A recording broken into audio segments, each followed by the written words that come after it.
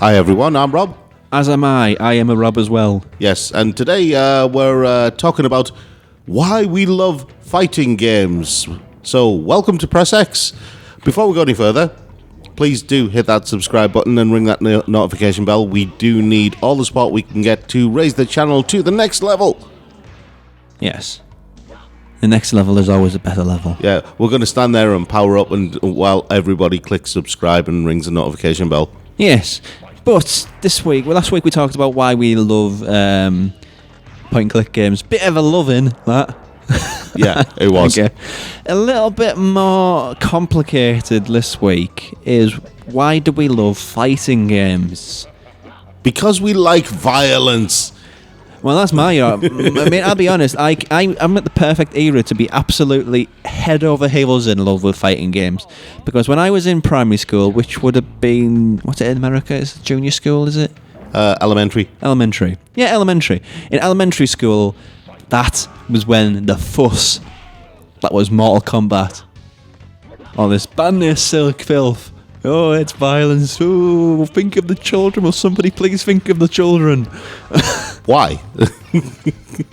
And yeah, it created such a fuss. Yes, it and did. When you were that age, when you're like, I don't know, under 11, and all your adults are saying, this is terrible, ban this. You're like, this is the coolest thing ever. Yeah, for me it was, because I could play it. I was underage, so I couldn't, but... Well, no, it wasn't that, because Mortal Kombat was the game that spawned the age rating system on video games. It did, didn't it? Yeah. But this is the thing, Mortal Kombat wasn't the first fighting game. Oh, it knocked them up to like the next level, though. It's notoriety more than it's game. It drew a hell of a lot of attention to fighting games. But you had games like Street Fighter and Body Blows and various others that were already out. You didn't have a lot of fighting games. See, this is the thing, right? I love fighting games, but I love fighting games...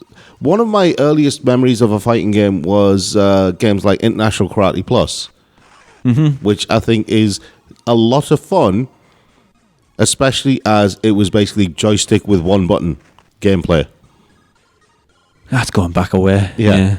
But another game that and I've said this a lot, another game that was out around the era of IK Plus was a game called Budokan. And Budokan was a fighting game, but it was a traditional martial arts type fighting game where you could actually control a martial artist and learn different disciplines. So you could learn fighting with a staff or fighting with nunchucks and stuff like that. Your entry into fighting games is so different than mine. Yeah, I know. Because my intro before Mortal Kombat, well, I think I got it with my Mega Drive. My Mega Drive. It was a really, really bad game called Blobs, in which you were a character made up of a variety of blobs, and you fought another character made up of a variety of different shaped blobs. It was called Blobs. It was called Blobs. I think it was called Blobs. It was something like that. It sounds like Clay Fighter. Yeah, I was thinking of that while I was saying it. Clay Fighter 63 and a quarter, was it? Yeah. On the N64, which is amazing. That was a terrible game, but I've not forgotten about it. But I mean, I remember back on the Commodore Amiga and game and console and computers like that. You had Rise of the Robots, which was basically just it was video game robot fighting before we even had Robot Wars or anything like that. So I wanted to ask this question now. I mean, we're getting into the more modern stuff, but would a boxing game count as a fighting game? Yeah. Because I remember having a great amount of fun with Knockout Kings on the Dreamcast. Yeah. I couldn't tell you much about it now. I just remember it was... Because boxing games have become a bit... They're simmy, aren't they? It's like what's happened to racing games. Racing games have all become the sim. They forgot the arcade. Yeah. Whereas Knockout Kings was a legitimately amazing arcade boxing game. See, this is where it gets interesting, because after the initial bits of fighting games like IK Plus and Budokan and that, you had Street Fighter, the arcade game, yes, which then got ported off to the consoles and that. But that's where and then Mortal Kombat drew a lot of attention to the fighting game. Oh, so much, right? And then people started discovering there was an actual. There was something actually fun about the fighting games. Well, I'm not going to say that Mortal Kombat is, I mean, last week I talked about point and click games weren't Yeah. really a thing, and then Monkey Island came out, so this is the one which really opened the door for people. I'm not going to say that Mortal Kombat is the first masterpiece of the fighting game, but it is the one which basically exploded the genre into life. Well, it exploded the genre, but the ones to actually kick the door down. See, Mortal Kombat is a bit like, it's a bit like Akira when it comes to anime, right? It's the game that opened the door for all the other fighting games by drawing a lot of attention to itself, but it's not the game that really popularized the genre. What would that be? Virtua Fighter. Go on, he said incredulously. Virtua Fighter was a 3D fighting game, which you hadn't had until that point. It was a 3D fighting game in which you walked by inching forward. It was so slow paced. Maybe not Virtua Fighter 1, but Virtua Fighter 2 definitely. It's not aged well. It's not aged well, but what you got to remember is when I was at uni during the mid-90s, the queues to play Virtua Fighter at the arcades were out the door.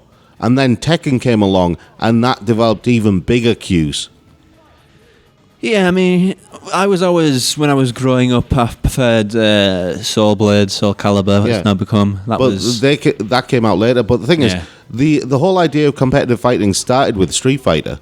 Yeah. Okay, but then it developed. Street Fighter was because Street Fighter was the one that kind of popularized the genre in certain crowds, but didn't actually make it become mainstream. Not as mainstream as it can be now, though. But it's as mainstream as you can be now. But Street Fighter 2 made it a lot more mainstream than people maybe thought it was going to get. But that was because of the effect of Mortal Kombat. But then you had games like Virtua Fighter and Tekken that came out in the arcades, and they were game changers because of the 3D fighting. True. And that was the thing. That was something we hadn't seen, and that was why we have this diversity of fighting games now. Which I wouldn't say we have diversity now, but we'll get to that. Well, I mean, when I say diversity, I mean that you have different control systems. Yeah, I guess. Yeah. All these fighting games, Street Fighter has had a lot of the fighting games now, like Guilty Gear and various games like that. They have a version of the Street Fighter control system. I have to bring up Bloody Roar because I love that thing. Yeah. But what I want to bring, I mean, I have a very love-hate relationship with fighting games. When I love one, I really, really fall hard, head over heels for it. But I think it's, like I mentioned a little bit earlier, what's happened is the same thing that's happened to racing games. It's found its audience, and it's absolutely unwilling to shake that. Because once upon a time, the fighting game was this... Everybody played fighting games. They were as mainstream could be. But now, they are super specific and hardcore, where exactly. the average guy in the street can't just pick up a new Street Fighter and enjoy it. No. Because there's all these things like the meta game, or frames per second, these incredible cycles of buttons that you have to press to do the good moves. Yeah. And the stigma that the people who can't play these games, the only thing they can do is button mash. People who button mash are treated like lepers or something. And the attitude of the fighting games has changed, and I think that's why I have a love-hate relationship with them right now. See, this is the thing. What you're saying is absolutely true. I remember the era of the Sega Saturn and the Dreamcast, right? And on the Sega Saturn and Dreamcast, you had this diversity of fighting games that we haven't seen the like. So a Dreamcast, the original Xbox, PlayStation 1. Even on the Xbox and PlayStation. PlayStation 1 had certain games. That era was so rich. That whole kind of decade, the 90s, was rich for fighting games. But in the noughties and afterwards, it kind of, like you said, they found their audience and they stuck to their audience. There's anime fighters in there too. Yeah, because several games that I love, Fighting Vipers, for example, you could hit someone with a scooter. Rival Schools United by Fate. I love that thing. Yeah. That's actually the name of a band as well, which used that hook, line, and sinker, that name. JoJo's Bizarre Adventure, the original game, was on the Dreamcast. Power Stone. Yeah. Oh wow, Power Stone is a fun game. And also on the Dreamcast, you had... Also, if you don't know your history, Power Stone is basically Smash Brothers before Smash Brothers. Exactly. You had games like Plasma Sword, which was a bizarre sci-fi beat-em-up type fighting game, which a lot of people don't even know it exists. But then you had other games where, what was it, Psychic Force, I think it's called, where you actually had 360-degree combat in a fighting game, because you were basically in this cube arena, and you could fly, and you were basically having to attack. Before Dragon Ball was a thing. Before Dragon Ball games. We can't talk about fighting games if I not bring up Dead or Alive. That's all I'm going to say. We do have to bounce to Dead or Alive, don't we? We have to bounce to it and off it. Originally, it was a really good fighting game. Like the first two, I think it was the first two, like really strong fighting games. But then it thought, hang on, we've got these boob physics. We're going to lean into these boob physics. Dead or Alive 2, I think, was where they introduced the boob physics. Right, Dead or Alive 1 then was. The thing is, Dead or Alive is still a solid fighting game. I reviewed Dead or Alive 6. And it's still a good fighting game. Yeah, it's just kind of overshadowed, isn't it? It's overshadowed by the absolute nonsense story that it keeps coming up with. Okay. I mean, we're talking like it literally is just the weirdest thing that could come out of a teenage Japanese mind. The thing about fighting games, I'm going to just say this: it's fine what they are now. It's fine catering towards the hardcore. It's fine catering towards esports and all these people who take it very, very seriously. But personally, I think for a genre to be rich, it needs to cater to more than just the hardcore. Yeah. It needs to have counter-programming. Like the racing game needs to have counter-programming. Sports games need to have counter-programming. Everything needs to have counter-programming for it to work this is the thing. I think. People might say that games like Nidhogg, indie games like Nidhogg, are the counter-programming. I disagree. It's far too niche, isn't it? Yeah. It's like a party game more than a fighting game. Exactly. I actually disagree with that idea. I think that what needs to happen with fighting games is that they just need to realize that they don't have to do what they've always been doing just because it works. They can. Somebody can look at other options. I mean, with Fighting Vipers, for example, you had rollerbladers and people on, characters on BMXs and scooters and hitting each other with their. Fighting games have become counterculture in video games, I guess. I know that's a strong word, but it's kind of like how countercultures are very proud of the fact that normal people aren't with them, they're not with our group. So hipsters then. I wasn't going to use that word because you're using that word as a term of hate. But I'm using it as counterculture. I'm using that term as a means of clothing. No, counterculture is in something who's opposite from the mainstream and proud of it. That's fine.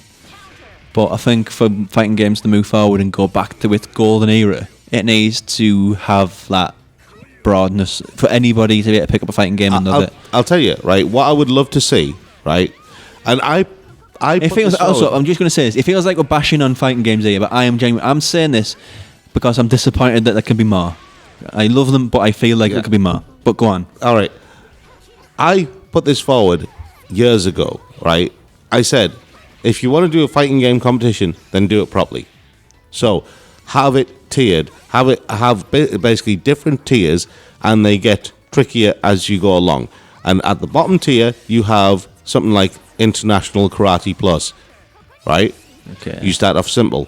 International Karate Plus. And you basically have, say, 10 rounds where you've basically... Because somebody... Oh, so it's like 10 rounds of... Each round is a different fighting game. Yeah. Each round is a different fighting game. Because if you want to be King of the Fighters, right? Yeah. Or King of Fighters, whatever you want to call it. King of Fighters is another fighting game we haven't Exactly. A Samurai Showdown, King of Fighters, that sort of thing. If you want to be King of the Fighters, then you have to prove that you can basically... That you're not just good at Marvel versus Capcom or Street Fighter or Tekken or something like that. Prove that you're good at all of them, not just one of them. Yeah, I mean, yeah. I think I've said everything I need to about fighting games. But yeah, that's basically the idea that I had with this sort of stuff was... make it round based, make it point based, and have different fighting games in different rounds. So you start off with something simple like IK Plus, but then you have weird games in there like Bloody Raw and Fighting Vipers and stuff like that. You have lesser known fighting games that haven't got the attention but are still actually pretty good. You can have your Guilty Gears, you can have your Samurai Showdowns, you can have your Tekkens and stuff like that as kind of the end game bit, and end it with like a Street Fighter thing or Dead or Alive or whatever. Okay, but yeah, I think we've got everything we can say off our chest. We do love fighting games, but with reservations. I'll tell you something. If I have to review a fighting game, I will sit there and I'll play that game to death because I love playing them. Well, that's fine. I'm saying I have reservations, but that's fine. I find fighting games a great stress reliever. Oh, they are, yeah. But that's all we have to talk about today. If you have anything to add, and don't just say we are noobs. Get good, son, in the comments. If they say that, I'll come around and smack them. No, you won't. I'll edit that out. But please do comment below. I'm 44 years old. I have a right to say what I want now. Okay. Let me finish. Okay. You okay, Granddad? Yes. Right. Please do comment below if you've got anything to add. Until next time, thanks for watching.